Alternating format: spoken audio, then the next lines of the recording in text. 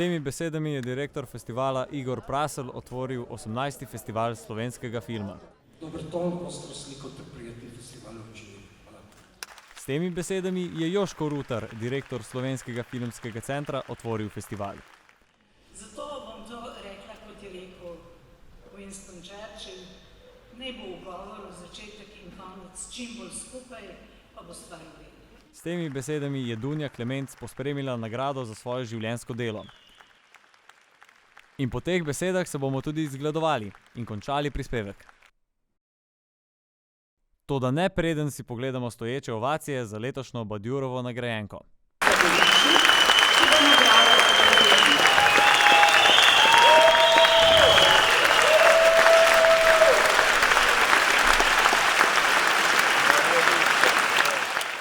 Kakšne ovacije pa sta prejela filma, ki sta sledila otvoritvi?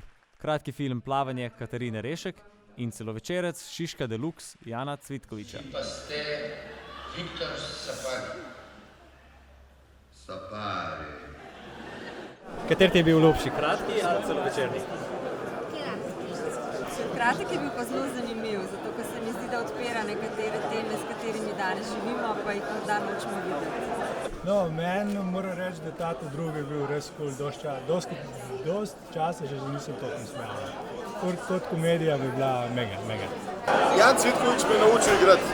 Jaz sem znal igrati že prej, ampak... On je zbir igral? Ja, jaz sem igral.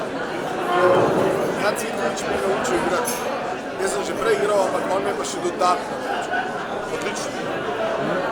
Prav je tudi, da smo začeli s takim vedrim filmom, mističnim. Vse se v redu konča in upam, da se bo tudi za Slovenijo in za filme slovenske dobro končalo. No, upamo, da se bo tudi dobro nadaljevalo.